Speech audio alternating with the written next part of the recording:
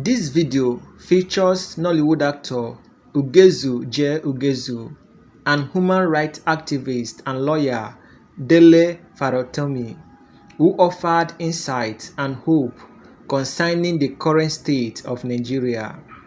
Ugezu argues that Nigeria's major problem is the unnecessary duplication of offices. He claims the military rulers intentionally weaken the Nigerian police. The weakening of the police is seen as a major reason Nigeria is not functioning. Ugezu suggests that a properly functioning nation must have a strong police force. He criticizes the creation of multiple agencies like the EFCC and the NDLEA. According to him, these agencies are doing work that should be handled by the police. Ugezu further emphasizes that police should investigate, arrest, and prosecute all crimes. He further highlights corruption as a deep-rooted issue in Nigeria. He claims that people who fail in private business enter government and become wealthy. According to him, many politicians flaunt wealth without a visible means of livelihood. Ugezu also criticized EFCC officers for failing to prosecute corrupt individuals. He believes that the EFCC's role should be part of the police duty. The creation of these agencies is described as a result of military rule. Ugezu further advocates for the collapse of redundant agencies to strengthen the police. He argues that politicians should not control police appointments and that Nigeria police should rise by their internal hierarchy, free from political influence. According to him, politicians currently manipulate police posting and sacking. Ugezu calls for the Nigerian police to be empowered and free from political control. He emphasized that politicians should not appoint judges either. According to him, judges should rise through the judicial internal structure, independent of politics. Ugezu further criticized the political structure that allow politicians to control institutions. According to him, the current system, he says, sustains corruption and political control. He expresses disappointment in Nigeria's leader for not improving the country. He further highlights on the irony of Nigerians being excited to leave their own country. He says leaders know what to do but refuse to act in the public interest. Ugezu calls for a peaceful revolution to fix Nigeria's broken system. He believes that violence benefits the corrupt system and should be avoided. He further encouraged Nigerians to assert their right peacefully and stressed the importance of finding common purpose with fellow citizens. No tribe, religion, or group is immune to the negative effects of the broken system. Aside from Ugezu, Dele Farotimi, a lawyer, also emphasized the need for a non-violent revolution.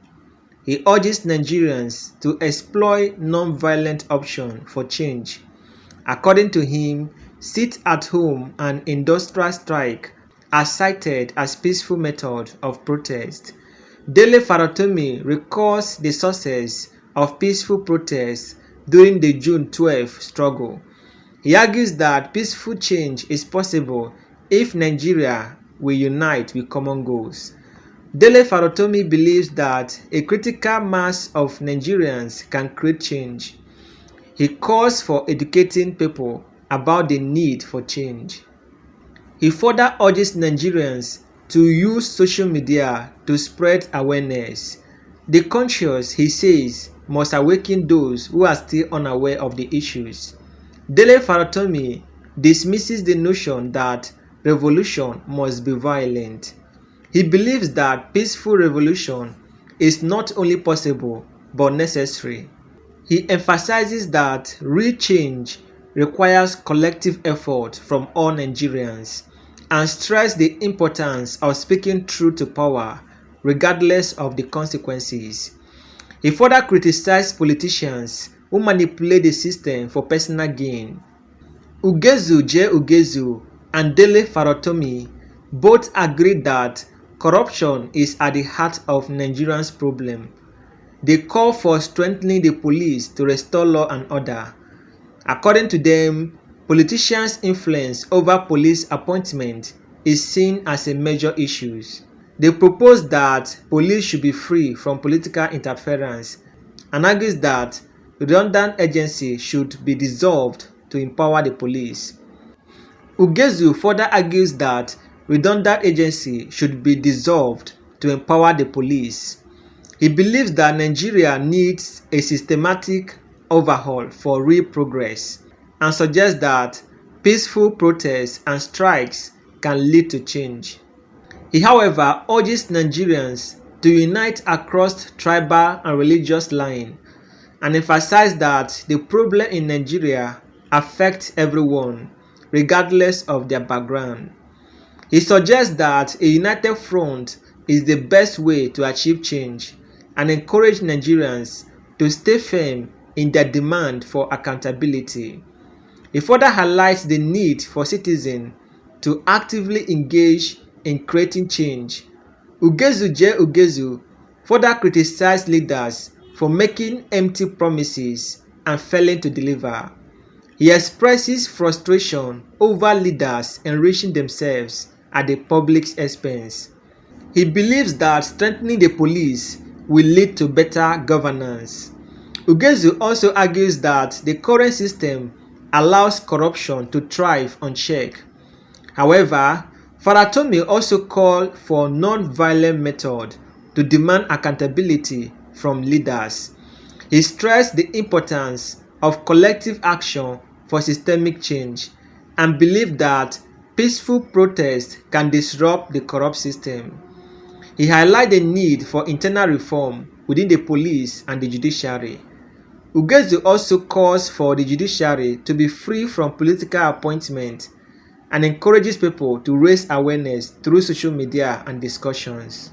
He stressed that change is possible through peaceful, coordinated action and called for transparency and accountability in government institutions. He emphasized the need for a cultural shift towards integrity and honesty and believes that non-violent revolution is both achievable and necessary.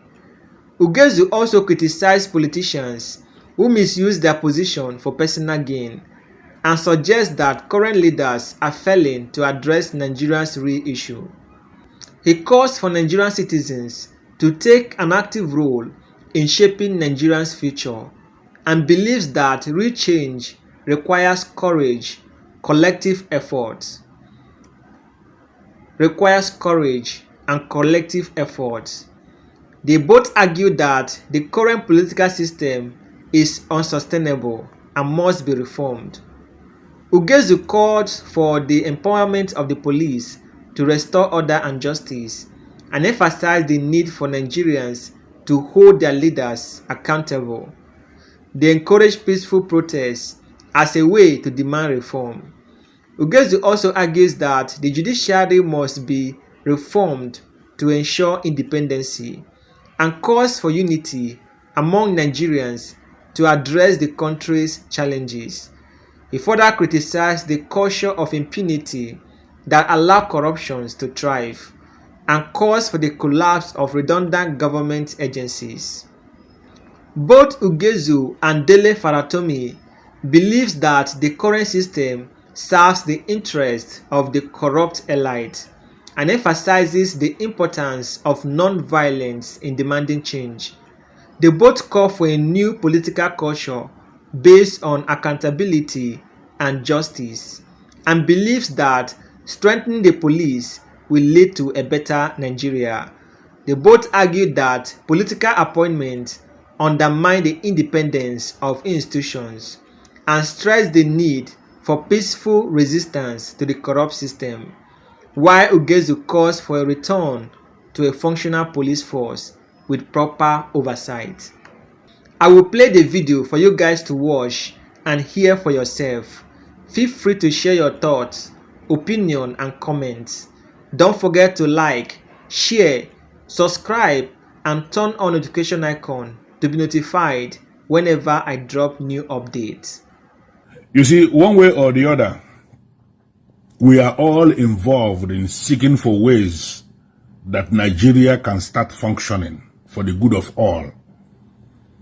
And anyone who is sincere will agree with me that one of the major problems we have in Nigeria is the unnecessary duplication of offices. The military rulers and the people that took over from the military tried in a very demonic way to weaken the Nigerian police. And that act of weakening the Nigerian police is one of the major reasons Nigeria is not working. Any country that seeks to function must have to metamorphose into a police state whereby the police is active. You see all these offices that are created, the EFCC, the ECPC, the Nigerian Drug Law Enforcement Agency, and all of them, many of all these things. All these are the functions of the police. In a civilized environment, the police has the duty to investigate, to arrest, and to prosecute crime. No matter the crime, whether it is financial crime, whether it is domestic crime, whether it is road crime, whether it is industrial crime, whether it is a business crime, whatever crime that is committed, it is the duty of the police to investigate, to arrest, and to prosecute. In Nigeria, the police got weakened because they wanted to be using the police for intimidation. The key functions of the police, they have removed from the police. And then we are seeing the mess that the country is facing, whereby the EFCC chairman will actually tell you openly that it is not possible to prosecute the people that are corrupt, that they have not managed to prosecute, and they don't see the possibility of actually jailing somebody. And the reason the country is going down is because of corruption, deep-rooted corruption. We are people who have not managed to become successful in their private businesses, will one way or the other find themselves in government, and before you know it, they become billionaires, become political godfathers who are controlling the fortunes of the people. You see people who are sampling money in billions, and you cannot find anything they are doing. There is no visible means of livelihood. There is nothing they are doing that is giving them this money, and the officers, the so-called EFCC officers, are looking at all these people, and nobody is doing anything. And they say that they cannot actually prosecute. Their duty, what that thing that EFCC is doing, is actually the job of the Nigerian police. It is the job of the police. There may be a department in the police specialized in advanced investigation of advanced crime or something, financial, whatever. But it is the duty of the police. Expunging them by military fiat, creating agencies. If I am allowed to speak my mind, you see all these things, all these bodies, all these agencies in Nigeria, they should be collapsed completely, so that the Nigerian police can be energized. You know, if Nigerian police is actually removed from the grip of politicians, politicians should not be the ones that are appointing who becomes the head of the police. These are the ironies we have in Nigeria, that Nigeria is not working. The police themselves should be able to rise by their hierarchy. They should be able to rise on their own, to be able to know who becomes the head of the police. It shouldn't be the responsibility of politicians to be deciding who is the head of the police, who is deciding where a policeman should go, where a policeman should be posted, that a politician doesn't like the face of a particular police officer, and they will just do something, and the police officer is either sacked or he's either sent to a place where he will no longer see electricity. All those kind of evil that are happening there. The police should be able to be empowered in a way that nobody tells them what they are doing. They should be able to rise by the hierarchy. They should be able to be posted by the hierarchy. And if we are able, if there are so many things we need to do in Nigeria, and Nigeria should start to function, why should it be politicians that are appointing judges? Politicians appointing who becomes a judge. And those are the nonsense we are seeing, and those are the structures that are set by our, and the politicians are the ones that set these structures, and they're using these structures to sustain their grip on the system. Why can't the judiciary, for example, why can't they be the ones that are, promoting themselves based on their internal structure as an independent arm of government? Why can't the judiciary be the ones that are electing who becomes their president? The president of the judiciary becomes the chief justice of the federation, and then he is the head of the totality of the structures of the judiciary. Why can't we do that? Why are we allowing all these things that are happening? Extreme, extreme, extreme. The Nigerian police, I'm sorry to say this, but I'm concerned. It's become a joke, and that is why nothing is working. If we are able to strengthen the police, equip the police for them to be able to fight crime. You see all this nonsense we are seeing, they will be things of the past. It is a deliberate act to weaken the police so that the system will be in a mess, and all of us are in the same mess. I am concerned, and I believe somebody out there is equally concerned. We should seek for realistic ways that the country can start functioning.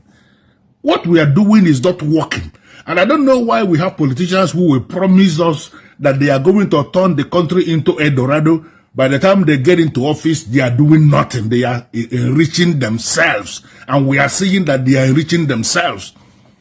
All the things they are selling and they are buying. It doesn't make sense. It doesn't make sense. How long will it take?